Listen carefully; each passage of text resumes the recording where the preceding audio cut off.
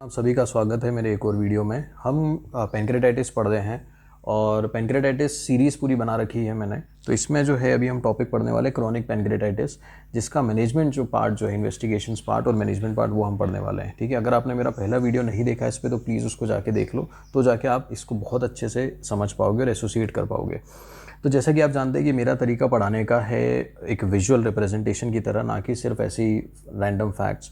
तो उसी को रिप्रेजेंट करते हुए मैं आपको ये टॉपिक समझाना चाहता हूँ। ठीक है, तो इसमें सबसे पहली चीज़ जो है वो वापस एक बैकग्राउंड दे दूँ कि पैनक्रियास को हमने क्रॉनिक किस तरीके से रिप्रेजेंट करा था। वो एक फैक्ट्री की तरह रिप्रेजेंट करा था। ठीक है, जिसके अंदर बार बार फाइब्रोसिस हो रहा था, बार बार रिपेयर हो रहा था और उसकी वजह से क्रॉनिक पैनक्रेटाइटिस हुआ था। तो अब क्या कर रहे हैं हम इसके अंदर इसी कहानी को आगे बढ़ाते हैं। ठीक है, तो पहली चीज़ तो ये है इस चीज़ को समझाने के लिए कि पेन पेशेंट को क्यों हो रहा था।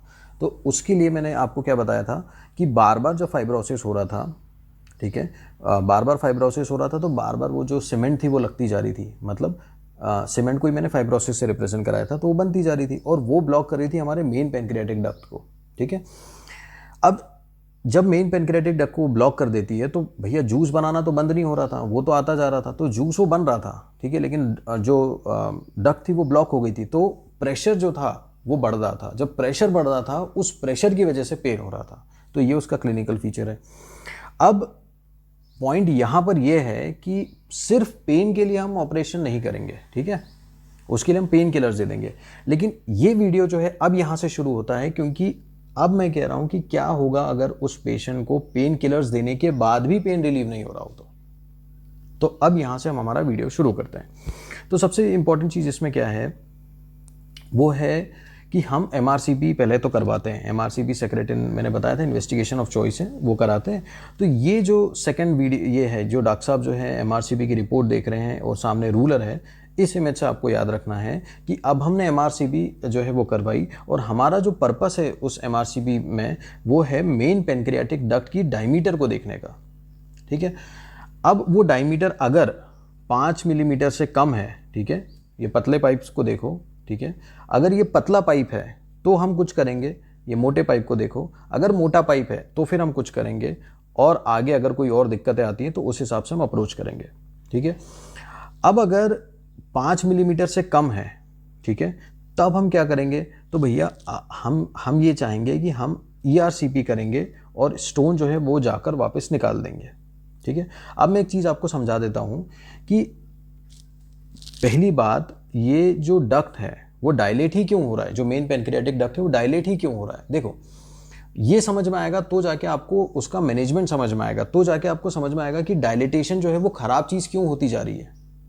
नहीं तो आप जो ट्रीटमेंट है उसमें कंफ्यूज हो जाओगे कि सर अगर डक्ट पतला था तो आपने ये ऑपरेशन कर दिया, मोटा था तो ये ऑपरेशन कर दिया, तो ये तो आपने मेरे को फैक्ट्स ही लर्न करा दिए। तो उससे मेरा कंसेप्ट थोड़ी क्लियर हुआ। तो इसीलिए आपको ये जानना बहुत जरूरी है कि जो डक्ट है वो आखिर डायलेट क्यों हो रही है, इस मोटे ये जो पाइप है ये मोटा ही क्यों हो रहा है। तो देखो क्या होता है ना सर, जैसे कि मैंने बताया था कि जब अगर मेन पैनक्रियाटिक डक्ट ब्लॉक होगी तो जूस बनना तो बंद नहीं होंगे, जूस तो बनते जाएंगे, प्रेशर बढ़ता जाएगा। ठीक है, प्रेशर बढ़ेगा तो जो डक्ट है ये डायलेट होती जाएगी। यही उसका कंसेप्ट है, सिंपल सा। ठीक है, कि बार बार अगर उसको फाइब्रोसिस हो रहा है, बार बार फाइब्रोसिस हो रहा है, ठीक है, लेकिन जूस जो है वो तो बनना बंद नहीं होगा, जूस आता जाएगा। क्योंकि मैंने बताया फंक्शनल रिजर्व कैपेसिटी पैनक्रियास की 10 से 20% जो रहता है, 90% डैमेज होने के बाद ये होता है, तो इसका मतलब बहुत ज़्यादा रहती है। तो इसकी वजह से होता है डायलिटेशन। समझ आ रहा है। तो अब अपन वापस चलते हैं कि अगर मान लो पाइप पतला है तो हम क्या करेंगे, एक ईआर एंडोस्कोप डालेंगे, स्टोन जो है वो निकाल देंगे। तो ईआरसीपी करी अपनों ने और स्टोन का रिमूवल कर दिया, यही इस इमेज में बताया है। ठीक है, ये देखो स्टोन को रिमूव कर दिया। लेकिन अब अगर डक्ट मोटी है तो अब आप क्या करोगे कि आप अगर ये सोचोगे कि भैया मैं जाऊँगा, ठीक है, मैं जाऊँगा ईआरसीपी करूँगा और स्टोन को निकाल दूंगा, तो मेरे भाई वो डक्ट अगर ऑलरेडी मोटी है तो पैनक्रियाटिक जूस आ तो जाएगा। लेकिन जैसे कि मैंने बताया कि जब आप होस पाइप, जब आप पानी डालते हो गमलों में और आप दबा के डालते हो तो वो बहुत तेज़ी से पानी जाता है, लेकिन जब वो बहुत मोटा रहता है तो वो बहुत धीरे धीरे जाता है। वैसे ही जब ये पाइप भी बहुत मोटा हो जाएगा तो जो पैनक्रियाटिक जूस बन रहे होंगे वो भी धीरे धीरे जाने लगेंगे, मतलब स्टेसिस होने लगेगा, मतलब वापस स्टोन बनने लगेगा। तो अब आपने क्या करा कि पतले पाइप में ERCP करके स्टोन हटा दिया, लेकिन मोटे पाइप में आपने अगर वही ERCP करके स्टोन हटा दिया तो वापस बन जाएगा ना, ये कंसेप्ट है उसका।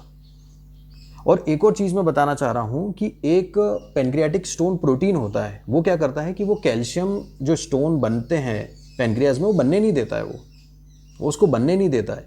लेकिन जब पेनक्रियाटाइटिस क्रॉनिक हो गया, मतलब डैमेज हो गया, तो डेफिनेटली वो जो प्रोटीन है वो नहीं रहेगा। तो जब वो प्रोटीन कैल्शियम को पहले बनने से, कैल्शियम स्टोन को बनने से रोक रहा था, वही नहीं है तो कैल्शियम स्टोन और बनने लगेंगे। तो इसीलिए हम क्या करेंगे, जब डक्ट मोटा होगा या 5 मिलीमीटर से ज़्यादा का होगा तब हम सर्जरी की तरफ जाते हैं। तो ये उसके पीछे का बेसिक कंसेप्ट है कि आप सिर्फ रटो मत कि अगर 5 मिलीमीटर से छोटा है तो सर आपने ERCP करके वो पत्थर निकाल दिया, तो 5 मिलीमीटर मोटा है तो उसमें ऐसा क्या कर दिया, इसलिए ऐसा स्पेशल कर दिया क्योंकि उसके अंदर स्टोन बनने के चांसेस जो थे वो और होने लगेंगे। ठीक है, ये कहानी समझ में आ गई। तो अब हम चलते हैं इसकी अगली तरफ, और वो है कि फिर सर अगर ऐसा है तो फिर हम आगे क्या करेंगे। तो आगे हम जो है वो एक प्रोसीजर करेंगे और वो होता है प्यूस्टो पार्टिंगटन रॉशल प्रोसीजर। अब इसमें क्या होता है, देखो इसको आप पहले डायग्राम देखो, जितना ज़्यादा इसका डायग्राम देखोगे उतना ज़्यादा इसको आप रिटेन कर पाओगे। तो अब इसमें क्या हुआ है कि ये पेनक्रियाज आपको दिख रहा है और ये ड्यूडिनम है और जेजुनम है। अब आप देखो कि अपने इंसिजन कहाँ पर दिया है, लॉन्गिट्यूडनल एक्सेस ऑफ पेनक्रियाज पे दिया है। ओके, जो सबसे लंबा पोर्शन है उस एक्सेस पर हमने उसको इंसिजन दिया है और उसको हमने जेजुनम से जाके जोड़ दिया है। तो अब आप इसको देखो कि वो जो पेनक्रियाटिक जूस था जो इस डक्ट को हमने जेजुनम से जोड़ दिया, तो वो पेनक्रियाटिक जूस इस डक्ट से डायरेक्ट जेजुनम में आ जाएगा, तो हमारा पर्पस सॉल्व हो जाएगा। ठीक है, तो इस सर्जरी को क्या किया है हमने पहले मैं बता देता हूँ, और इसको नाम क्या दिया है वो बता देता हूँ। तो इसमें हमने क्या करा है कि लॉन्गिट्यूडनल एक्सेस ऑफ पेनक्रियास पर इंसिजन देके मेन पेनक्रियाटिक डक्ट जो थी उसको हमने जेजुनम से जोड़ा है। ठीक है, इसको हम बोलते हैं लॉन्गिट्यूडनल पेनक्रियाटिको जेजुनोस्टोमी। पेनक्रियाज आ गया और जेजुनम आ गई, सो लॉन्गिट्यूडनल पेनक्रियाटिको जेजुनोस्टोमी। लेकिन जो साइंटिस्ट है जिसने ये प्रोसीजर करी थी, जो डॉक्टर है जिसने प्रोसीजर करी थी, वो थे प्यूस्टो, और दूसरी जगह पे पार्टिंगटन रॉशल प्रोसीजर। तो इसको आपको याद रखना है। अब एक तरफ तो एक चीज़ क्लियर हो गई अपनी आराम से।